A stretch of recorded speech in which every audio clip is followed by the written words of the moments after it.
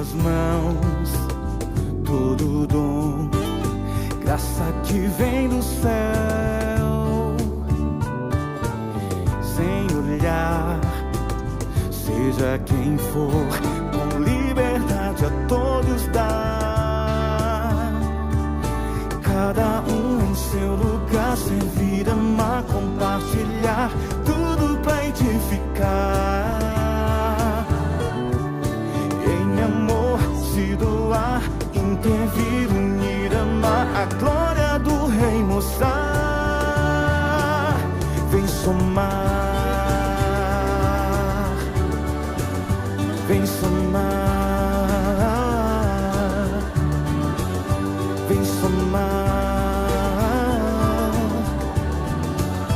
vem somar.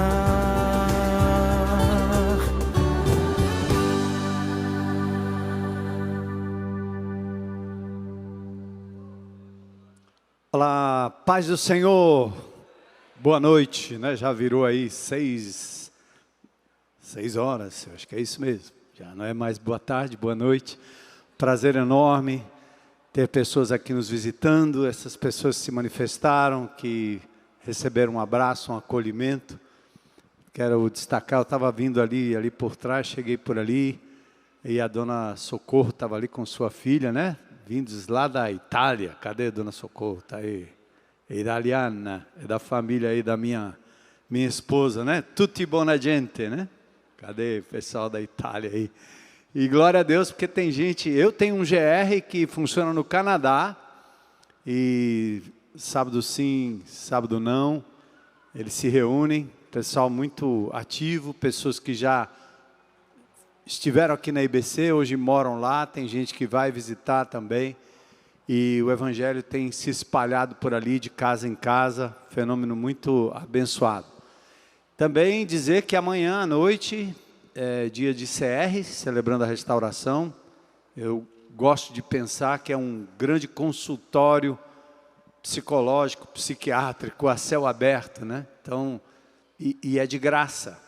E nós temos o Celebrando a Restauração, os 12 passos, para casais, adultos, homem e mulher, jovens, adolescentes. O CR Adolescentes aqui é uma coisa muito linda, um grande grupo de adolescentes que frequenta. E você sabe quantas lutas, quantas dificuldades nós estamos tendo hoje, não só com adolescentes, mas com crianças também. Tem o CR Crianças.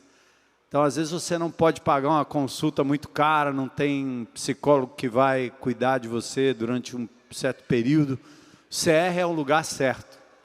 Basta você fazer um esforço de chegar aqui, segunda-feira, à noite, a partir de 7h30, e nós temos aqui a Gleice, o Bezerra e todos os voluntários do CR, aliás, trabalhando.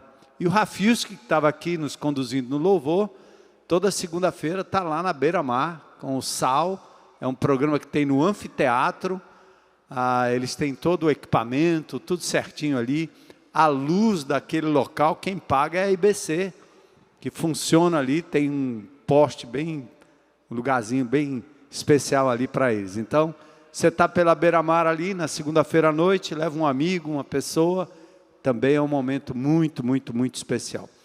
Pessoal que voltou do Retiro Ser Novo, né? Estão aqui, estão? Glória a Deus.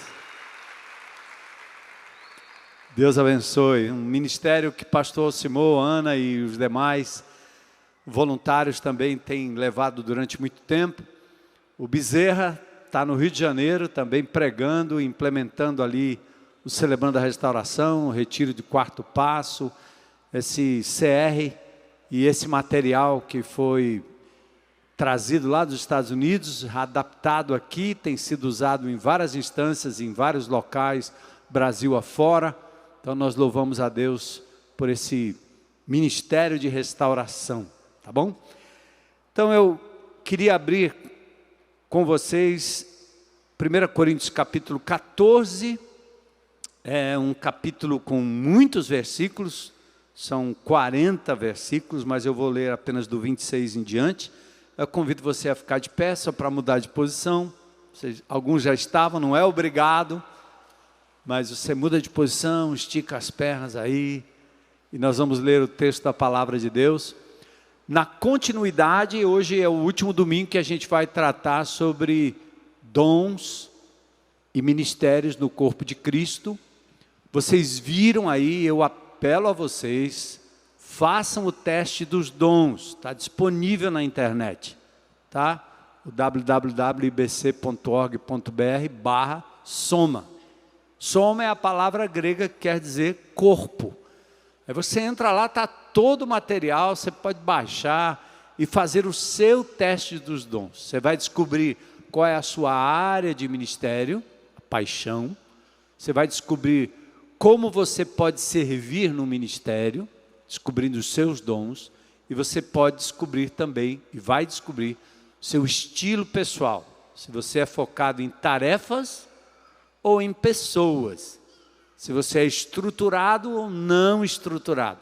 Você não só vai se compreender melhor, como vai compreender as pessoas que servem com você no ministério. 1 Coríntios capítulo 12, o apóstolo Paulo falando à igreja de Corinto, corrigindo, puxando a orelha, fala claramente que aquela igreja manifestava dons espetaculares, mas guiados por espíritos mudos, ídolos, até demônios que outrora influenciaram a vida daquela igreja, no templo de Afrodite, de Apolo. Agora, a igreja estava querendo imitar aquilo que acontecia lá fora. Exercer dons espirituais sem entendimento, sem controle. Paulo, então, puxa a orelha no capítulo 12 e começa a trabalhar essa temática. Depois do capítulo 13, que a gente viu a semana passada, nós falamos sobre o amor, que não é um texto para o casamento, para a relação marido e mulher, embora seja aplicável, mas é o amor que determina a liga entre nós, que somos parte do corpo de Cristo. E 1 Coríntios capítulo 14, Paulo vai focar no ambiente de culto, quando a igreja se reúne, no grande ajuntamento e no pequeno ajuntamento. Tá bom? Então nós vamos lá e vamos ter o mês de julho, mês de férias, vamos ter vários temas acontecendo, de manhã um, à tarde outro. Então você perde a noite, vai para casa e assiste o da noite, vem pela manhã, ambiente maravilhoso aqui, café da manhã, crianças andando aí para todo lado, e à noite também, um tempo muito especial.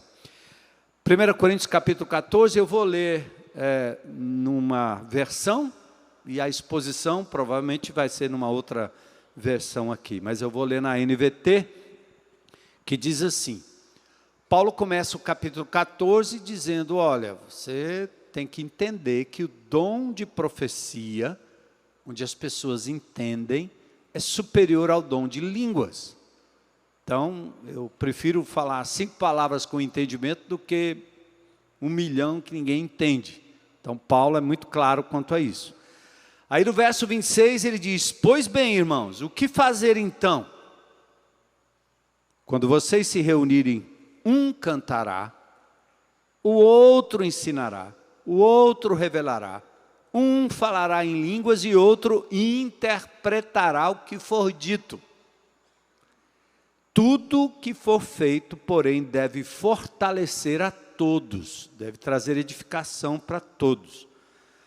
Não mais que 2 ou 3 devem falar em línguas, devem se pronunciar um de cada vez, e alguém deve interpretar o que disserem.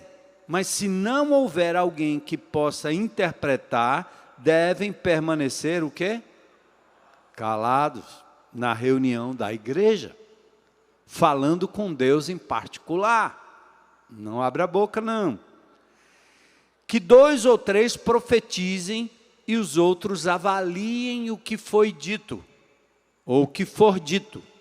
Se alguém estiver profetizando e outra pessoa receber uma revelação, quem está falando deve se calar. Desse modo, todos que profetizam terão sua vez de falar, um depois do outro, para que todos sejam instruídos e encorajados. Aqueles que profetizam têm controle de seu espírito e podem falar um por vez. Pois Deus não é Deus de desordem, mas de paz, como em todas as reuniões do povo santo. As mulheres devem permanecer em silêncio durante as reuniões da igreja. Não é apropriado que falem. Devem ser submissas, como diz a lei. Se tiverem alguma pergunta, devem fazê-la ao marido em casa, pois não é apropriado que as mulheres falem nas reuniões da igreja.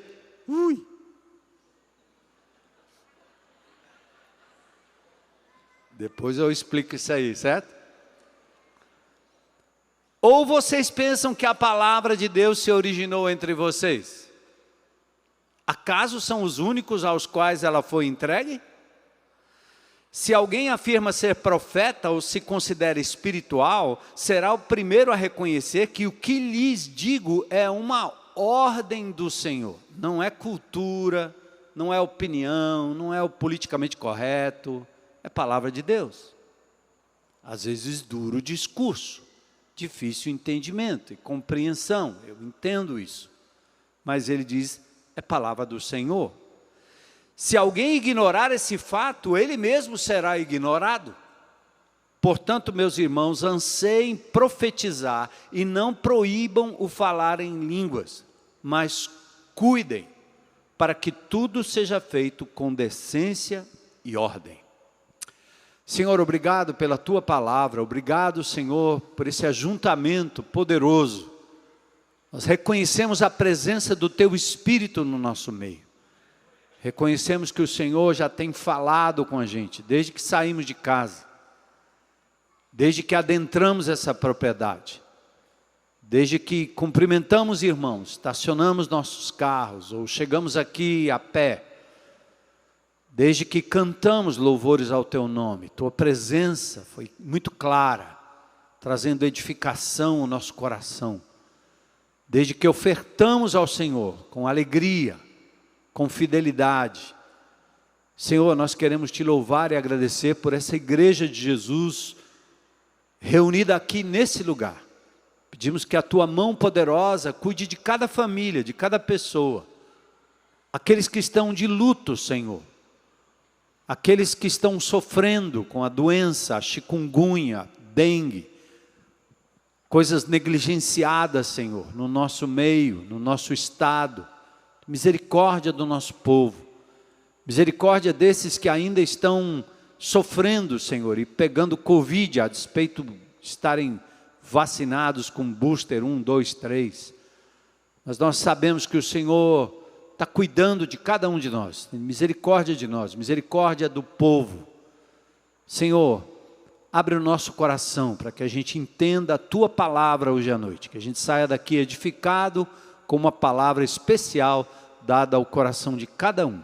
Te agradecemos e Te louvamos em nome de Jesus. Amém. Podem sentar.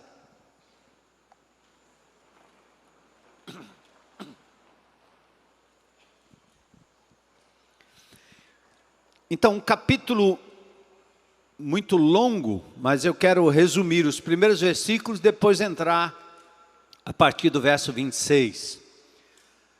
O que Paulo está dizendo é que se o Espírito de Deus está agindo na igreja, e aqui a igreja reunida, quer dizer a igreja no grande ajuntamento, como aqui, agora, e no pequeno ajuntamento, quando você se reúne em grupos de relacionamento.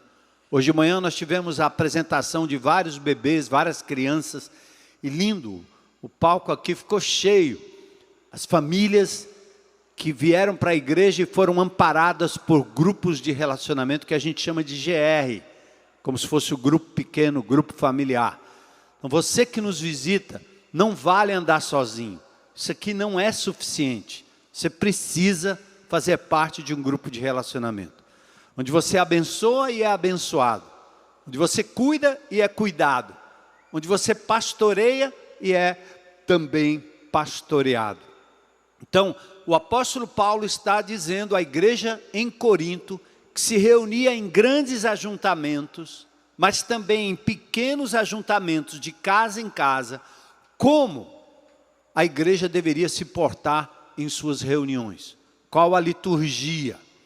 E ele está dizendo, olha, tem algumas marcas do Espírito Santo aqui, Se essas marcas não estiverem presentes, é muito provável que vocês estão se reunindo como um clube.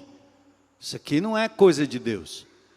Então, dos versículos 1 a 3, ele começa dizendo o seguinte: quando alguém profetiza, fala a pessoas. Quando alguém fala em línguas, fala com Deus, porque as pessoas não entendem. Então ele começa dizendo: segue o amor e procura com zelo os dons espirituais, mas principalmente que profetizeis. Pois quem fala em outra língua não fala aos seres humanos, senão a Deus, porque ninguém entende, e ele em espírito fala mistérios. Mas o que profetiza, verso 3, fala aos homens, edificando, exortando e consolando. Primeira coisa importante que você vai aprender aqui, da palavra de Deus, que nós aprendemos. Existem 3 tipos de profecia na Bíblia. Uma é a profecia da Escritura, quando homens santos falaram, movidos pelo Espírito Santo, e produziram palavra de Deus, os profetas, os apóstolos. Então nós temos os profetas do Velho Testamento, profecias do Novo Testamento. João, o grande apóstolo, o grande profeta. São homens que receberam uma revelação e deixaram registrado. Ninguém pode acrescentar absolutamente nada. Olha só, eu vou ler aqui, ó, no finalzinho do livro do Apocalipse. Diz aqui: se alguém acrescentar algo ao que está escrito aqui, Deus acrescentará a essa pessoa as pragas descritas nesse livro. Então essa história de dizer assim, Deus me revelou, e ele fala para você como se ele estivesse trazendo um recado de Deus, isso é terrível.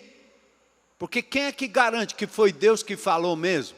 Você ouviu de onde? Ouviu de quem? O profeta que fala a Escritura, ele registrou. E a Bíblia está completa. Acabou. Não tem mais apóstolo. Apóstolo é quem andou com Jesus. Não tem mais profeta da Escritura, porque a Escritura está completa. Então, se você tem uma convicção de Deus, de que Deus está lhe dizendo alguma coisa, ou lhe indicando alguma coisa, ao falar com alguém, diga como um conselho, como uma palavra de orientação. Mesmo que você tenha plena convicção, não use esse termo, Deus me falou para eu lhe dizer. Você não é profeta, nem profetiza, e você não tem garantia de que o que você falou é de fato de Deus e não da sua cabeça. Mesmo sendo uma coisa boa. Percebe? Quando a gente começa a dar ouvidos a essas profetadas do meio do corpo de Cristo, a gente abandona as Escrituras e fica vivendo à mercê de quem disse isso, quem disse aquilo, quem disse aquilo. Não interessa o que disseram, interessa o que está escrito. Então a profecia da Escritura é uma revelação que é recebida de Deus, e Paulo diz aqui bem claramente, ó, a profecia edifica, exorta e consola. Então hoje você pode profetizar, mas a profecia que você vai expor é a palavra de Deus através da sua vida, edificando, consolando, exortando a pessoa. Aí você pode dizer, está escrito. Lembra de Jesus enfrentando o inimigo de Deus nos seus primeiros dias de ministério no deserto? O diabo tentava Jesus e ele respondia como? Está escrito. Por que nós temos um cristianismo fraco e vidas cristãs derrotadas? Porque as pessoas, elas leem tudo, ouvem tudo, acessam tudo, fazem tudo, estudam tudo, menos a palavra de Deus. Então erra porque não conhece as Escrituras. Ela não sabe enfrentar a luta no dia a dia com aquilo que está registrado na mente e na palavra. Nós somos um povo deficitário em leitura e é terrível. Porque quem é que vai querer ler uma Bíblia com tantos versículos, com tanta coisa? A gente não lê nenhum jornal direito, só lê headlines, né? Só lê aqueles anúncios maiores ali, porque a gente não lê a reportagem. Imagina, Então nós temos que ser povo da palavra. Profecia da Escritura é uma coisa. Outra profecia é a profecia que adivinha. E Ágabo disse para o apóstolo Paulo, ele tirou o cinto, amarrou o punho e disse, você vai ser preso em Jerusalém. Ele estava profetizando. Ele acertou. Mas o que é que Paulo fez quando ouviu Ágabo dizendo? Ora, eu já sei pelas Escrituras, eu já sei por aquilo que Jesus me disse, que eu vou sofrer em Jerusalém. Então ele foi. E que bom, o profeta estava certo. Mas presta atenção, meu irmão em Cristo Jesus, minha irmã em Cristo Jesus. Essa história de você sair por aí, ouvindo o profeta, adivinhando o seu passado, seu presente, seu futuro, tome cuidado, porque o critério bíblico em Deuteronômio capítulo 18 é, se o profeta errar, apedreja. Quantas pedras nós vamos precisar para dizer para essas pessoas que eles são apostadores do futuro, chutam e dão profecias muitas vezes genéricas. E eu quero lá saber o que é que vai acontecer comigo no futuro. O futuro, o meu futuro, o nosso futuro pertence a Deus. Quem vai atrás de cartomante, quem vai atrás de mandinga, quem vai atrás de adivinho, vai receber, porque os demônios, eles falam. Os demônios falam coisas sobre a sua vida presente, passada e às vezes projetam futuro. São anjos inteligentíssimos, eles sabem. Não são oniscientes, nem onipresentes, nem onipotentes, mas eles agem. Eu já vi a adivinhação acontecendo em ambientes que não são ambientes de Deus, mas eram espíritos do mal fazendo loucura. E aí você tem as mães de Ná da vida e os indivíduos que estão por aí adivinhando coisas. Não, cristianismo não é isso. Cristianismo é Cristo, é palavra de Cristo, é poder de Jesus na palavra de Deus. Nós somos um povo da palavra. Então profecia, revelação, acabou, está completo. Profecia, adivinhação, pode até ser que Deus se manifeste. De repente Ele quer te avisar. Olha, não desça aqui pela rua que vai furar um pneu na esquina. Você decide. Se alguém me disser um negócio desse, eu vou pela rua aí mesmo. Vai furar o pneu, ora, eu vou. Deus é que sabe. Se furar, Ele tem um propósito. Eu não vou ficar desviando o meu caminho, porque alguém me disse uma coisa assim. Quantas profecias eu já recebi de gente que veio falar comigo. Algumas eu respeitei, porque vinha de versos bíblicos, palavra de Deus. Eu disse, olha, pastor, eu tenho aqui uma palavra aqui que eu senti que eu devia dar para o senhor. Até ele diz, né, Deus mandou. Eu disse, tá bom, é Bíblia, então abre aí que eu vou ler. E aí eu vou discernir. E a outra profecia é a profecia de 1 Coríntios capítulo 14, no verso 3, que é consolo, exortação, edificação. É uma palavra de Deus. Quando a gente se reúne em GR, em grupos de relacionamento, nós aqui temos o mapa. Você lê a Bíblia e diz o que Deus está me dizendo e o que eu vou fazer a respeito. Então, quando você compartilha a palavra no grupo, você edifica, você exorta, você consola o irmão. E se você viu o irmão em pecado, você abre a palavra de Deus e exorta. Olha, irmão, o que está escrito aqui em nome de Jesus. Você pode dizer isso é palavra de Deus, mas não é revelação nova, é o que está escrito. E é assim que funciona. A gente cuida da vida um dos outros usando a palavra de Deus. E por que nós usamos a metodologia do mapa e de partilha no pessoal? É porque o Espírito de Deus vai falar através de você quando a palavra de Deus for para você primeiro, não para os outros. Porque uma mania de crente velho, crente antigo, é estudar a Bíblia para dar cacetada na cabeça dos outros. Ele sempre tem uma exortação para os outros. O pastor, ele vem aqui, prega a palavra, se eu não tiver convicção dessas coisas que eu creio para a minha vida, eu não tenho moral para estar aqui em cima falando para vocês. Se não funcionar para mim, se eu não acreditar nisso, o que é que eu estou fazendo aqui? Só um blá blá blá. Aí quando chega no grupo de relacionamento, os crentes mais antigos, esses indivíduos que têm complexo de professor e teólogo, Eles não falam na primeira pessoa do plural, porque eles não leem a Bíblia para eles leem a Bíblia para os outros. Sabe dar paulada na cabeça dos outros. Por isso que nós adotamos aqui a metodologia do mapa. Você lê a palavra de Deus e faz as duas perguntinhas. O que Deus está me dizendo e o que eu vou fazer a respeito. Quando você abre na partilha, todo mundo ouve, todo mundo é edificado, exortado, orientado. Amém, irmãos? Os camaradas que gostam de estudar a Bíblia, eles gostam para encher o ego e dar paulada na cabeça dos outros. Deus quer que através do Espírito Santo você use a primeira pessoa, não do plural, mas do singular. Porque nós precisamos, porque as nossas igrejas... Isso aqui é função pastoral da pregação. Vem aqui e prega. Mas numa partilha. Por isso que o CR é maravilhoso. Porque lá no CR você abre a sua vida, abre o seu coração e ninguém vai dar uma biblada na sua cabeça. Porque Deus está falando através de você, edificando a vida de outros. À medida que você abre o seu coração. Entenderam, irmão? Então, profecia, esses 3 tipos aí. E Paulo está dizendo, profecia edifica a igreja, as línguas apenas ao que fala.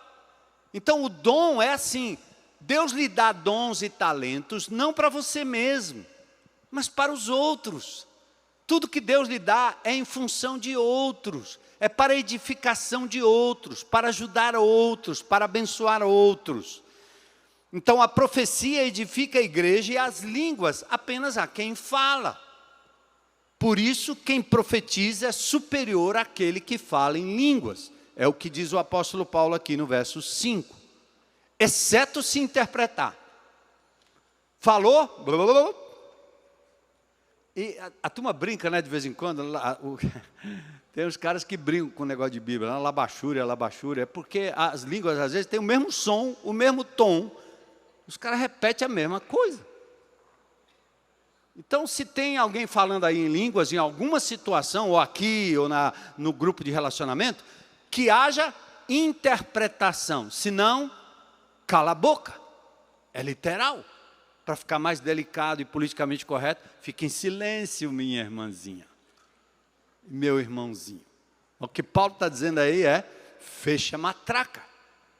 Quer falar em línguas? Vá para casa, ore em língua no meio da árvore, no meio do canto, vai para o meio do mar, vai para o meio da beira-mar, vai para algum canto lá e ore, meu irmão, e entre em êxtase. Se você subir numa nuvem aí, Deus te abençoe.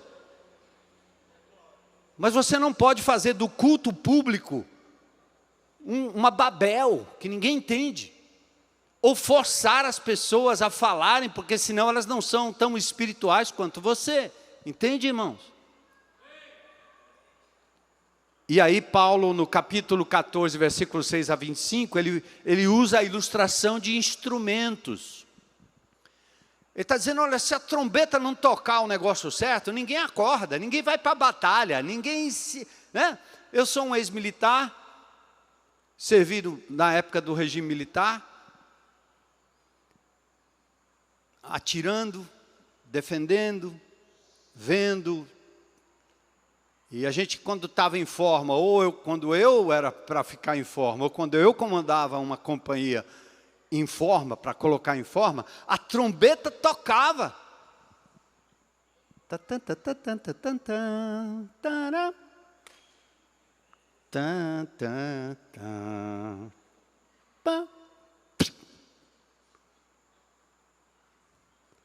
Eu ainda guardo, né, na minha mente. Tocou, a trombeta dá o toque certo. E o apóstolo Paulo usa aqui, falando dos instrumentos e das flautas, da flauta, por exemplo, versículos 6 a 11, ele diz, olha, os instrumentos, eles têm que dar som distinto, porque se der um som torto, ninguém vai entender. E assim é a reunião entre vocês. Aí dos versículos 12 a 25, Paulo diz, eu prefiro falar 5 palavras que o povo entende do que 10.000 em outras línguas. Gente, o que é que vocês que fizeram com esse texto, hein? Porque eu já entrei em vários locais de cultos e eu digo, meu Deus, o que é isso aqui? O que está acontecendo aqui? A Bíblia é rasgada. Só usa o que é conveniente. Não, bora.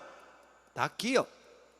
Paulo diz, eu prefiro 5 palavrinhas que o povo entende do que 10.000 que ninguém entende. Então ele está dizendo, se é do Espírito, no Espírito, vai ser dessa forma.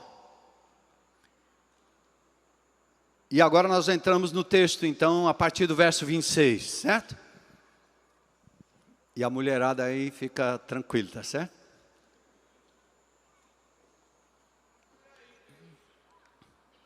E a macharada também. Versículo 26. E aí Paulo começa. Que fazer, pois, irmãos, quando vocês se reúnem? Estava acontecendo na igreja de Corinto, o mau uso dos dons transformou a igreja num estádio olímpico, onde os participantes tentam superar os concorrentes. Eu sou melhor do que ele, canto melhor do que ele, prego melhor do que ele. E fica uma disputa, até no corpo de Cristo, não só de quem fala, mas também de quem ouve. Ah, aquele pregador lá, eu prefiro aquele pregador. Eu sei que você pode ter identidade, se identificar com o pregador A, B, C ou D, melhor do que o X, L, Z, etc. Mas, amado, quando você senta para ouvir alguém, seja quem for, Deus tem uma palavra. Ouça. Eu sou muito edificado quando nós temos uma série de pregadores, que agora ultimamente apareceram de vários lugares, homens dotados da palavra de Deus, e eu sento aí, eu assisto se eu estou viajando, porque eu quero ser edificado pelo que é dito, palavras de Deus para a minha vida, palavras de Deus aqui, ó, fluindo das Escrituras. Então, tudo que fazem é em busca de uma medalha, aí vira bagunça. Tudo que fazem na carne é busca de mérito pessoal. São pessoas que eu estou repetindo e vou repetir de novo aqui, eu nunca ouvi nos últimos anos, como eu tenho ouvido, pessoas dizendo assim, eu sirvo nessa igreja há 10 anos, 20 anos, 30 anos, eu merecia isso, eu merecia aquilo. Estão lembrados do texto da semana passada? De Lucas 17, depois de você fazer tudo, você pode ser chamado de servo o quê? Você não fez nada mais do que a sua obrigação. Você amou, você serviu, você cuidou. Isso não é ganhar ponto. Isso não é salvação pelas obras. Isso não é aquela coisa de que você tem vai para o purgatório de Dante Alighieri, e se você fizer boas obras, você passa do purgatório para o céu, ou então se não fizer obra suficiente, cai de volta para o inferno. Isso é invenção de Dante Alighieri, que foi incorporada a uma doutrina que não centraliza no sacrifício de Cristo, que faz com que as pessoas se sintam orgulhosas porque ajudam alguém, porque pregam para alguém, porque ensinam alguém, porque acodem alguém. Essa é uma desgraça que eu tenho, meu Deus do céu, estou arrepiado de ver. Ah, eu te ajudei, ah, eu amei, ah, eu fiz, ah, eu acolhi. Só para alegar? Não. Você fez tudo isso? Parabéns, servo inútil. Deus não tem nenhuma obrigação de lhe retribuir. Você fez o que estava dentro da sua obrigação de servo. Deus não lhe deve nada. Lembra? Tudo que Deus me dá, tudo que Deus nos dá, Ele nos dá por causa de Jesus. Ele não olha para mim porque eu mereço morte. Mas Ele olha para o perfeito Cristo que se deu por nós sem pecado. E pelos méritos de Jesus, eu recebo de Deus vida, saúde, fôlego. Amém?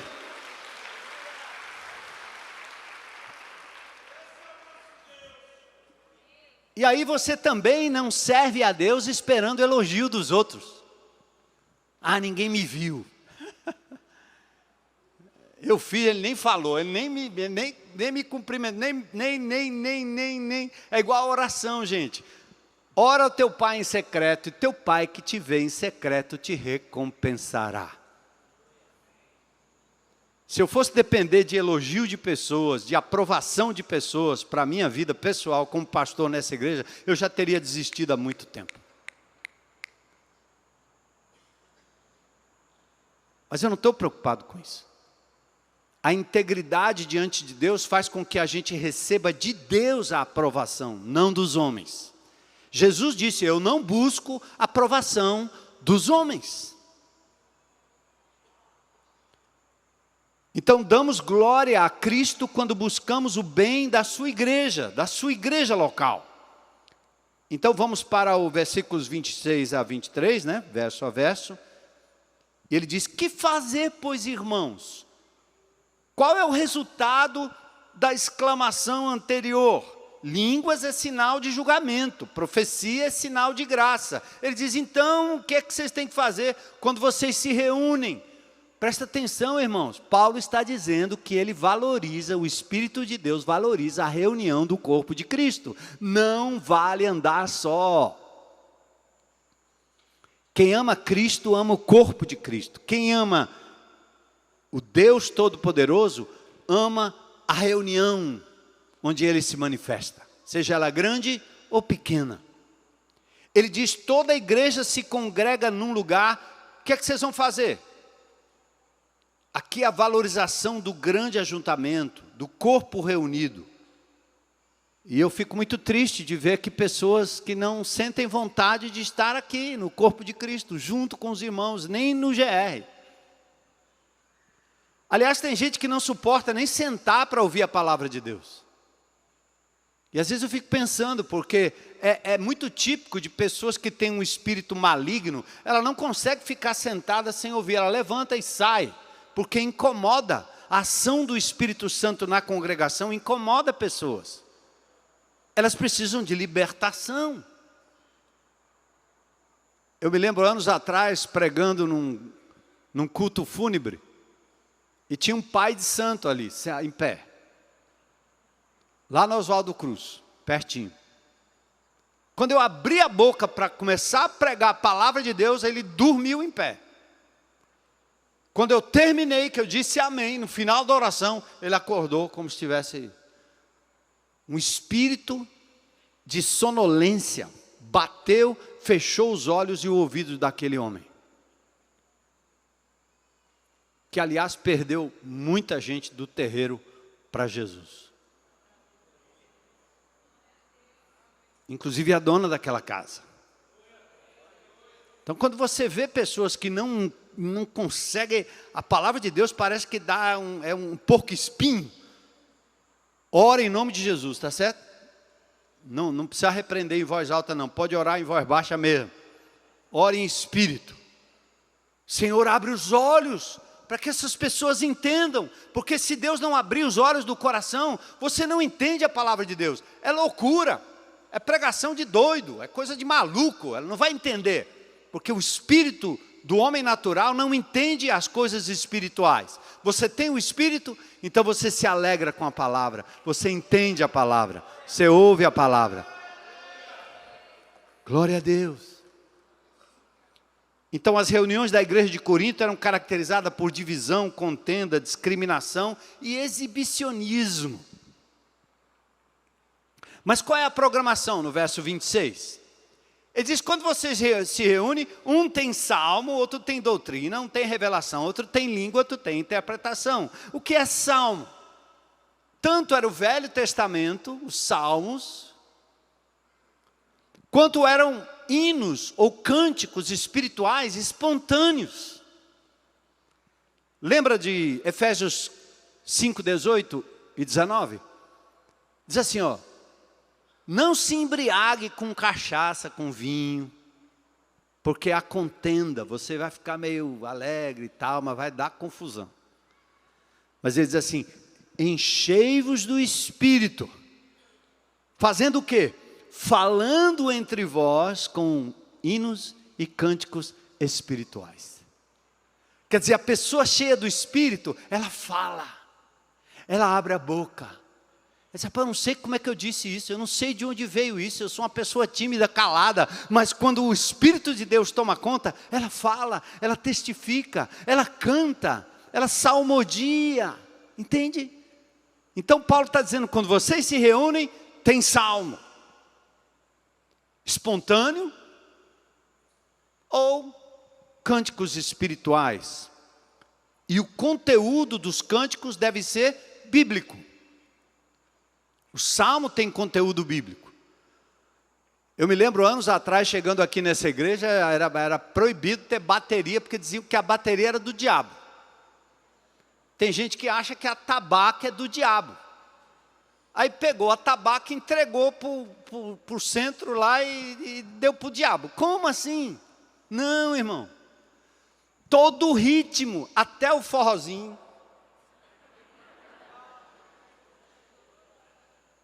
é de Jesus. Amém?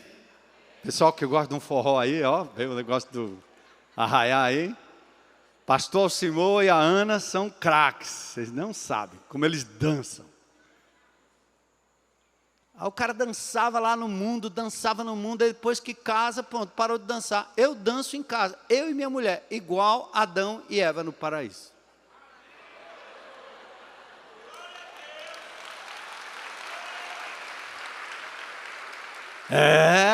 Ele passito para lá, passito para cá, e vamos lá. Estou chegando nos 70, mas não estou morto, né? E quer melhor lugar para dançar? Então, dança para o Senhor. Todos os ritmos, todos os tons, todos os instrumentos foram dados por Deus. Mas nós entregamos para o diabo. O que é que não é dado por Deus? Que é o grande problema. Não é o ritmo, é a letra. Já viram como é que nós estamos doentes com tanta música que denigre a imagem da mulher, da família, da criança? Outro dia eu fui na casa de um irmão, o cara já vem com som no carrinho. É proibido, mas o cara para lá, foi para um churrasco na casa do irmão e ligaram o som. E aí criança para cima e para baixo, e as palavras eram de baixo calão, eram palavras para da rapariga para baixo. E eles acham que todo mundo gosta disso. Você entra num restaurante, vai numa barca de praia, você para num canto, o cara liga o som, ele acha que todo mundo gosta disso. Não! Então o problema não é o ritmo, o problema é o conteúdo. Tem salmo, salmodia. E para os antigos aí, eu gosto de falar de antigo porque eu também sou antigo. Os hinos do século XVII, século XVIII, aqueles hinos que a gente ama, eu queria tanto aqueles hinos. Sabe onde é que aqueles hinos, aquela música, aquele ritmo era tocado? Nas boates da época. Vocês pensam que caiu do céu, foi um anjo, trouxe um ritmo diferente?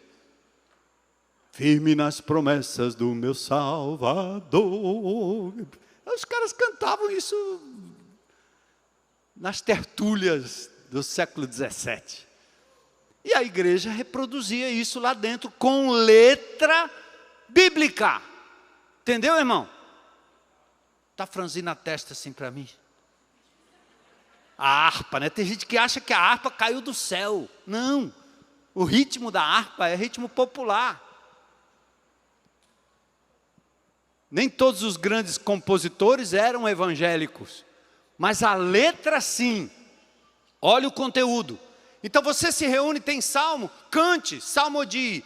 Tem doutrina, é elucidação da verdade bíblica. A igreja persevera na doutrina dos apóstolos, Atos 2:42.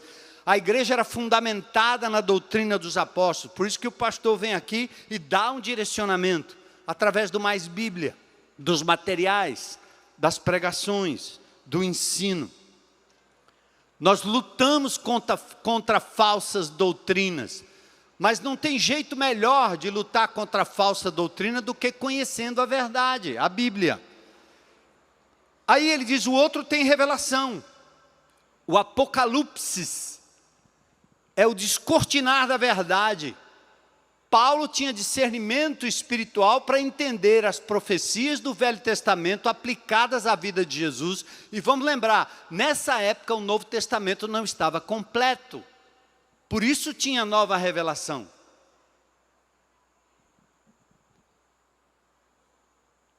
Novas revelações é produção apostólica. E eu quero ensinar vocês em nome de Jesus, Efésios capítulo 1, verso 18, para vocês entenderem a linguagem. Não estou dizendo que é proibido falar. Eu estou dizendo, evita a linguagem errada, certo? A palavra não é Deus me revelou. Deus revelou para Paulo. As coisas que o olho não viu, no ouvido não ouviu, não subiram ao coração do homem, são as que Deus revelou. Nos revelou, é Paulo dizendo como apóstolo que escreveu 13 epístolas, recebeu a revelação de Deus, aplicando o Velho Testamento à vida de Jesus. Mas o apóstolo Paulo, quando ora em Efésios capítulo 1, ele está orando para que o entendimento de vocês seja iluminado. Então o que é que nós recebemos do Espírito Santo? Uma iluminação do entendimento para compreender a Bíblia. Então, você é um iluminado. Porque você tem um Espírito Santo. Ele abre o entendimento. Paulo diz em Coríntios, no capítulo 4, que o diabo cega o entendimento, escurece o entendimento. E Paulo diz que o Espírito Santo abre o entendimento. Enquanto você não tiver entendimento, você não vai entender, não vai gostar, não vai querer, nem vai obedecer às Escrituras. É um fenômeno espiritual. Então vocês se reúnem, tem salmo, tem revelação, tem iluminação espiritual. Tem línguas? Tem, mas tem que haver interpretação. Por quê? Quando a língua é interpretada, ela vira profecia, certo? Quando a língua é interpretada, vira profecia. Então o show de talentos da igreja de Corinto tinha que dar lugar ao serviço e o amor que visava o bem de todos, não do próprio indivíduo. Mas Deus também, em Efésios lá no capítulo 4, Paulo diz que Jesus levou cativo o cativeiro, deu dons aos homens e deu uns para apóstolos, outros para profetas, outros para evangelistas, outros para pastores e mestres. Esse texto está baseado no Salmo de número 68, que indica um rei que entra numa cidade, conquista aquela cidade e ele traz não só os despojos materiais, mas ele traz os prisioneiros em fila, para trazer aqueles prisioneiros para o seu reino. E aqueles prisioneiros daquela cidade serão servos no reino do rei que a conquistou. Então, quando Paulo, em Efésios capítulo 4, versículo 11 e 12, ele fala sobre apóstolos, profetas, evangelistas e pastores mestres, ele está dizendo exatamente isso. Jesus levou cativo o cativeiro e deu seres humanos como dons à igreja. Ele deu homens como dons, apóstolos e profetas. Quem são estes? Os que fizeram a base da igreja. Efésios 2:20. Nós somos edificados sobre a doutrina dos apóstolos e dos profetas. Quando o Novo Testamento está completo, agora o apóstolo é substituído pelo evangelista e o profeta é substituído pelo pastor mestre. Homens dados como dons à igreja. Então, quando vocês se reúnem, um tem salmo, outro tem revelação, outro tem doutrina. Verso 33. Deus não é Deus de confusão, então presta atenção nas regras.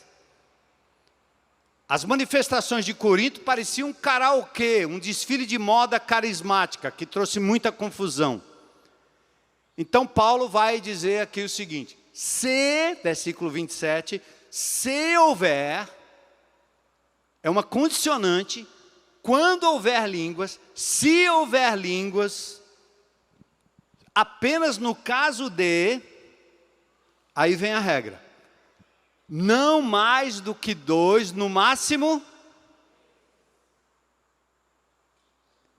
e tem que ser um de cada, não ao mesmo tempo.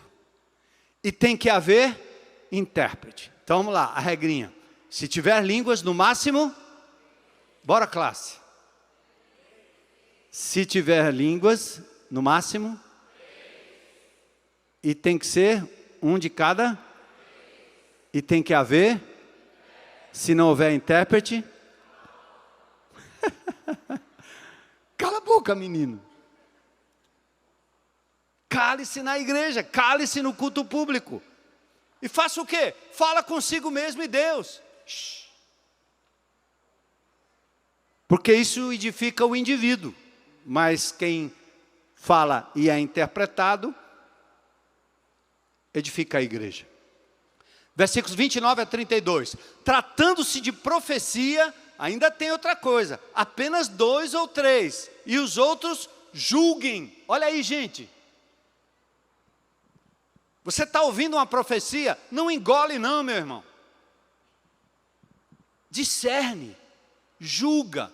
Qual é a base do julgamento? Palavra. Sabe como é que você conhece uma moeda falsa de dólar? Como é que você sabe como é uma moeda falsa de dólar? É estudando a moeda verdadeira, certo? A dona de casa sabe quando aquele produto ali é falso. Isso aqui não é verdade não, é põe na língua assim, ó. Presta não. Como é que você sabe? Fez tanto, lidou tanto com o produto verdadeiro, que quando aparece o xing-ling, você sabe, tênis. Antigamente tinha uns irmãos coreanos vendendo os tênis lá na beira-mar. Antigamente, né? Você chegava perto, o tênis abria a boca. Tinha a marca da Adidas, tinha a marca da Nike, tinha a marca de tudo. Parece, mas não é. Como é que você sabe o verdadeiro? Ora, tinha gente que sabia quais eram os sinais. É fácil saber. Relógio verdadeiro. Só dura meia hora. Aí ele para, o que não presta. Mas tem gente que tem um relógio assim, né? Mas é falso. Então, como é que você sabe qual é a doutrina falsa, o ensino falso, a profecia falsa? É conhecendo bem a verdadeira. Por isso que Paulo, aliás, Jesus diz, vocês erram porque não conhecem as Escrituras nem o poder de Deus. Por isso que erra. Você fica ouvindo o noticiário e não conhece a verdade sobre o que está acontecendo. Essa pandemia foi uma loucura.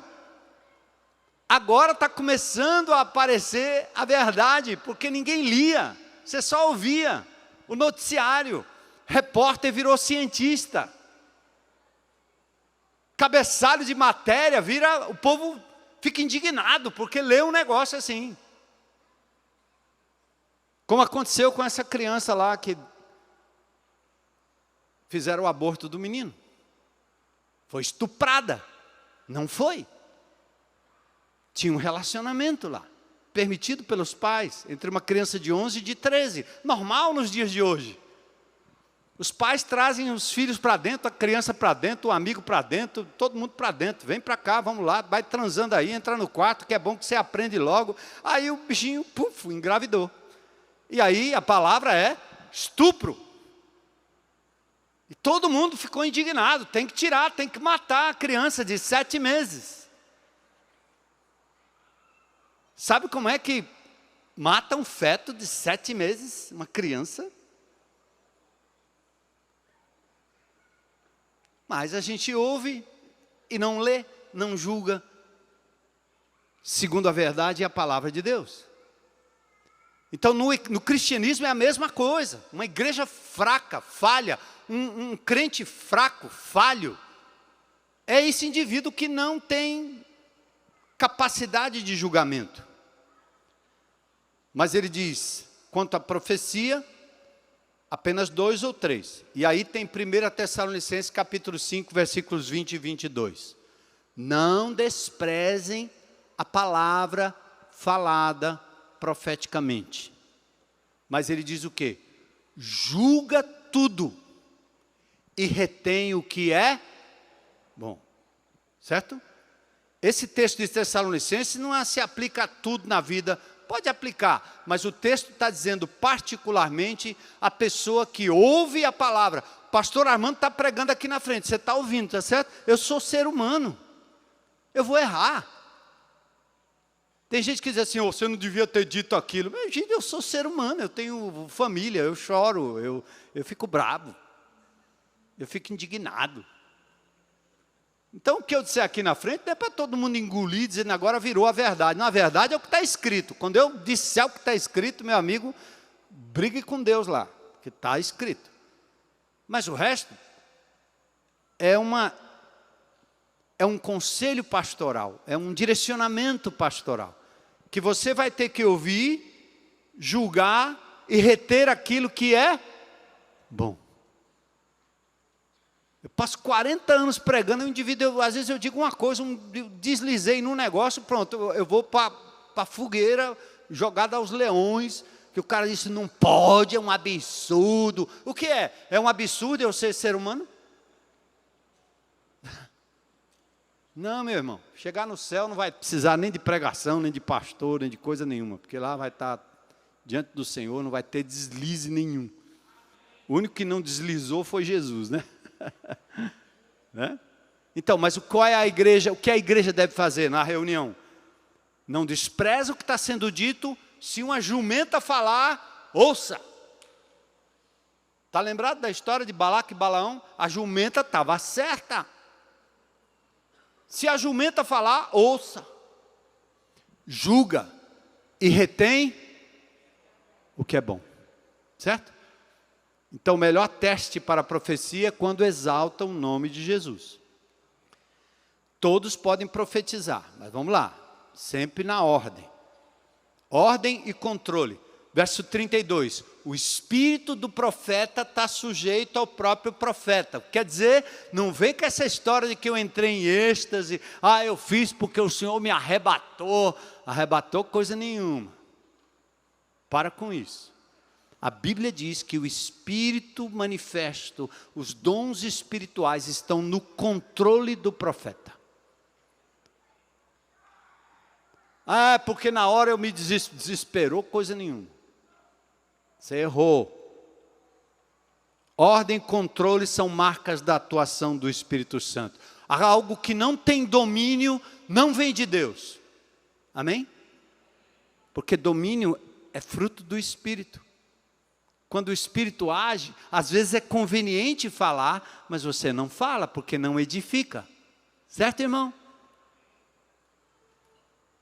Por isso é possível calar, não falar e não se manifestar. Os dons espirituais estão sujeitos aos próprios profetas. Verso 33, como em todas as igrejas dos santos. Agora eu vou falar bem rapidinho da parte mais difícil. Eu pensei até em casa assim, eu vou inverter, vou primeiro falar da parte difícil, que aí o povo não sai daqui querendo me pegar, talhar na esquina aí. O sindicato das irmãs. Esse é o texto mais antipático ou mal compreendido das Escrituras. Mas por quê? Ele é porque a gente está mais por politicamente correto para a nossa cultura ocidental do que o que a Bíblia diz. Então eu quero começar assim, irmãs, Gálatas 3, 28. Não pode haver judeu, nem grego, nem escravo, nem liberto, nem homem, nem mulher, porque todos vós sois um em Cristo. Diante de Deus, o valor da mulher é igual ao valor que Deus dá ao homem. Na salvação, a mulher tem tanto acesso quanto tem o homem. Amém? Então nós temos que lembrar de uma palavra filosófica, mas quer dizer, é um argumento ontológico. o ser, nunca será diminuído por ninguém, porque Deus entende que em Cristo não há servo, nem escravo, nem patrão, nem empregado, nem judeu, nem grego, nem homem, nem mulher, todos somos um só em Cristo.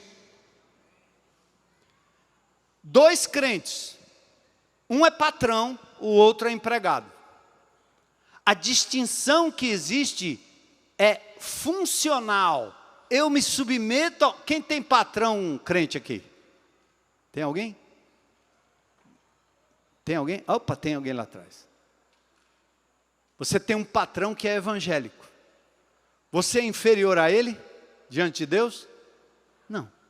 Mas você se submete a ele, sim ou não? Por uma questão funcional. Você tem na rua um policial crente e você está parado na blitz. Você para ou não para? Para. Ele mandou parar? Ele é maior que você? Ele é melhor que você? Não. Mas você deve submissão a ele. Percebe? Quando Deus distingue o papel da mulher no casamento e na igreja, Ele não está fazendo diferenciação ontológica, mas funcional. Dois crentes, o marido e a mulher. Você acha que eu sou mais importante que minha mulher diante de Deus? Nunca. Mas ela se submete à minha liderança. É uma questão funcional. Porque em última análise, a decisão última está sempre comigo. E a responsabilidade também está comigo. Lembrando que a autoridade não é o direito de exigir obediência do outro, mas a autoridade é uma capacidade que Deus dá para eu suprir as necessidades físicas, emocionais e espirituais da minha esposa. É duro, né, macharada? Porque Deus nos chama a conversa. Quem foi que pecou no Éden? Foi Eva. Deus chamou quem? Ele podia ter dito: o que eu tenho com isso? Tem tudo, porque eu lhe dei responsabilidade de guardar, de exercer controle. Você negligenciou, cabra. Então, macharada, o problema das mulheres hoje é porque está faltando macho no mercado.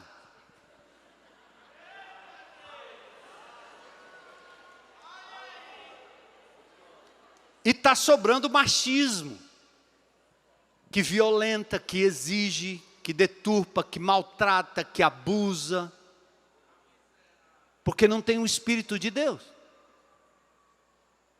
Quando você tem o Espírito de Deus, não, você... Por isso que Efésios 5, a partir do verso 22, fala que a mulher deve se submeter ao marido, mas no verso 21 diz: sujeitai-vos uns aos outros. Deus me incumbiu de liderar a minha esposa, mas eu sou servo dela, eu quero servi-la, eu quero vê-la bem.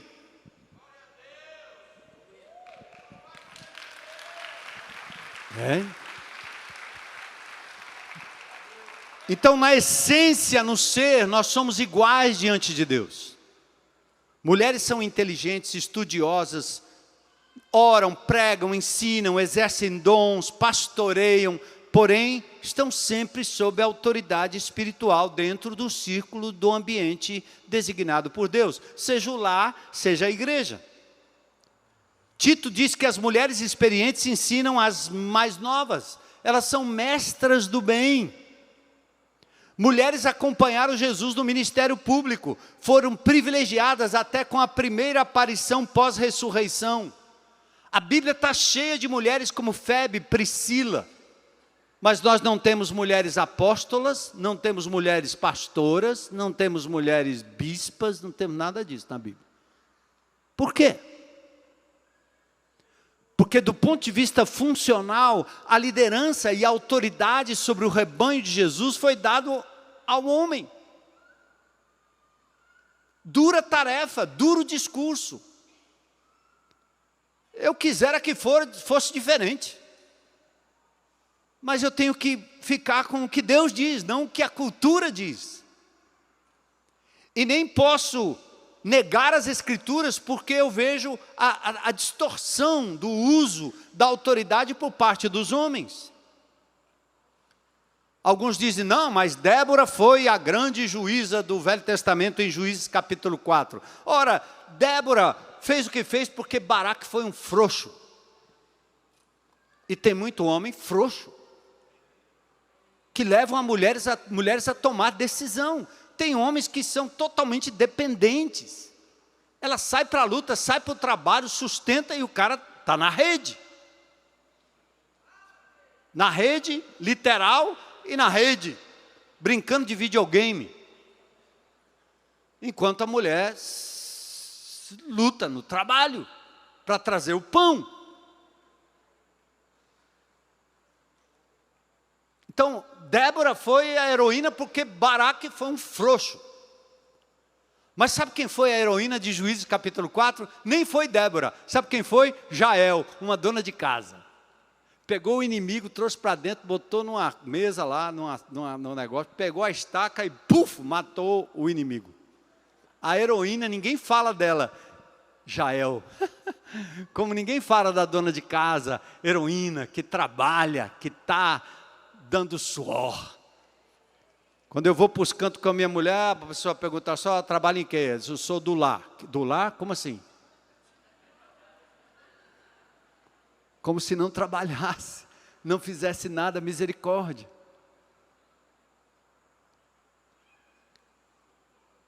O que diz o texto e por que diz? Como em todas as igrejas dos santos, segura aí um pedacinho, conservem-se as mulheres em silêncio na igreja. Não lhes é permitido falar, estejam submissas, como diz a lei. O que lei é essa? É a Torá, o Velho Testamento. A mulher peca, o homem é chamado a atenção, mas em Gênesis, no capítulo 3, no verso 16, a mulher sofre duas consequências. Multiplica as dores de parto e ela diz assim, o teu desejo, mulher, será contra o teu marido. Aí, guerra dos sexos, dentro de casa. E a ele cumpre o exercício do controle, do domínio sobre a situação. Então a Bíblia fala ali de uma guerra de sexo. Gênesis 3,16, que é a mesma construção verbal, mesma sentença de Gênesis 4,17. O pecado jaz à tua porta como leão. Você tem que tomar o controle disso. É a guerra. Que nós temos um movimento hoje feminista vivendo exatamente isso. Talvez a base para a restrição da atuação da mulher na igreja fosse o casamento. Não era possível ela ser submissa em casa e na igreja assumir o domínio, o controle. E na Assembleia Geral, o apóstolo Paulo tem uma palavra muito clara sobre isso em Timóteo. Ele diz aqui nesse texto que é vergonhoso até que esse protagonismo seja dado, é desproteger a mulher. E Paulo, ele compara a pregação e o ensino com o exercício de autoridade.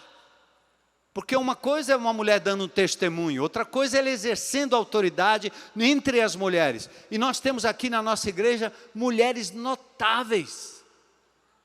Eu acho que o símbolo da mulher dessa igreja notável chama-se Síria Giovenardi. Uma mulher que num determinado momento da história foi fundamental, porque eu segui os conselhos dela. Porque eu me submeti à orientação dela. Mas uma mulher recatada, tranquila, submissa a Jesus acima de tudo. E que tinha palavras de sabedoria, que tinha vida, como minha esposa tem, a ponto de me orientar em muitas coisas. E nós temos N mulheres aqui que tomam conta de áreas vitais da igreja de Jesus. Nunca quiseram título, nunca quiseram ter o título de pastora, até exercendo o ministério pastoral.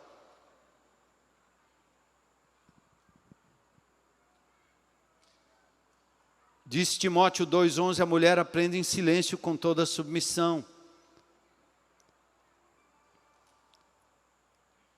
E eu quero deixar com vocês um texto simples para a gente terminar aqui. 1 Coríntios 11, 3. Atentem para esse texto.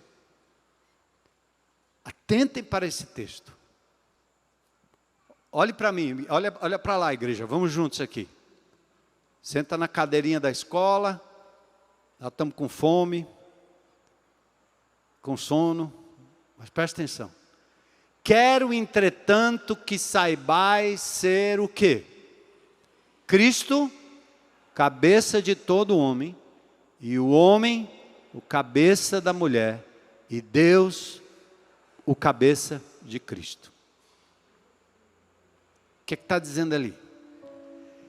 Que Deus triuno, num determinado momento da história, Jesus, uma das pessoas da Trindade, deixa a sua glória, deixa o seu patamar, deixa o seu poder infinito e se torna gente como a gente.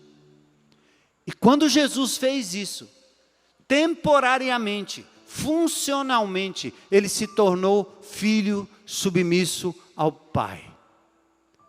Por isso ele disse: se possível, passa de mim esse cálice sem que eu beba, mas seja feita tua vontade, não a minha. Então, qualquer mulher que se sentir inferiorizada, porque está assumindo um papel diferente na igreja, tem que olhar para Jesus. Porque Jesus não é inferior a Deus Pai.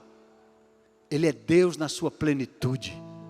Mas ele se submeteu temporariamente por amor, e ele serviu temporariamente, e depois foi exaltado com o nome acima de todo nome, como serão todas as mulheres submissas por Jesus. Mostra o texto lá de novo, né, para a gente terminar. Está aqui, mostra o texto, deixa lá.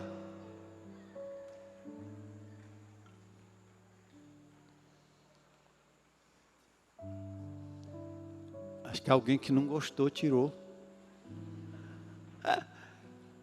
Quero que vocês saibam. O cabeça do macho Adão é Jesus. Jesus disse: Adão, toma conta da Eva. Mas Deus Pai é cabeça de Cristo, o Filho. Não há distinção ontológica, mas há distinção funcional.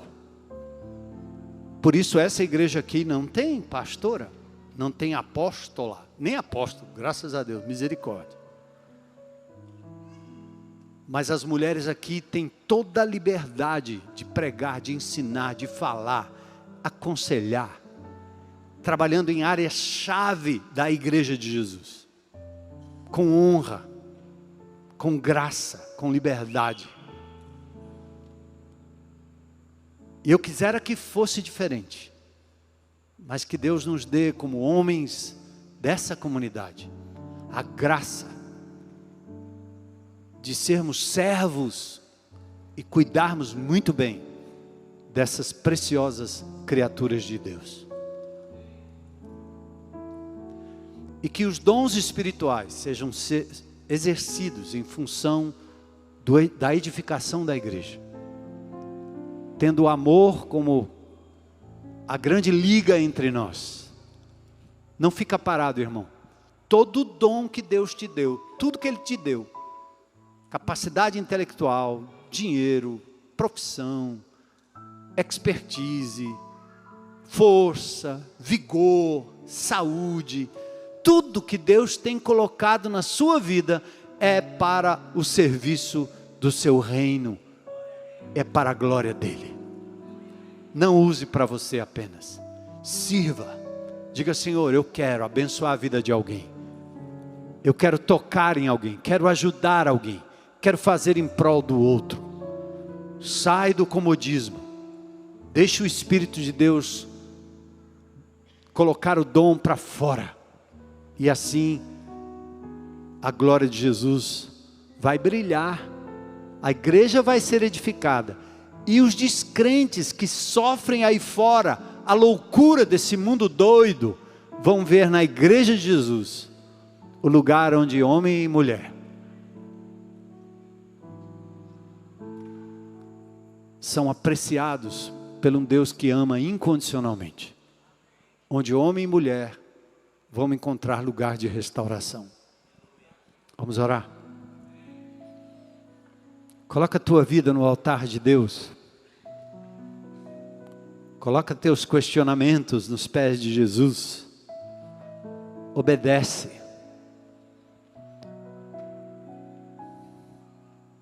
A submissão não é cega, assim como a autoridade também não deve ser.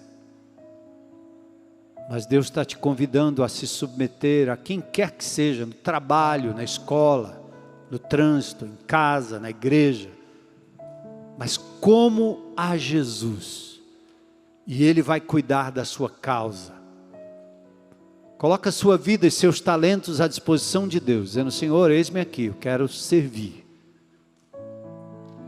E eu quero perguntar aqui, antes de a gente terminar o culto, se tem alguém hoje à noite que gostaria de entregar a sua vida a Jesus. Dizer: eu quero entregar hoje a minha vida a Jesus, quero receber Cristo como meu Senhor e Salvador. Levanta a sua mão aí, tem alguém? Eu não estou vendo, mas vocês estão. Glória a Deus. Glória a Deus. E eu quero convidar você também, crente em Cristo Jesus, a colocar a sua vida diante de Deus. Vamos ficar em pé e vamos louvar ao Senhor, encerrando esse domingo maravilhoso na presença de Deus.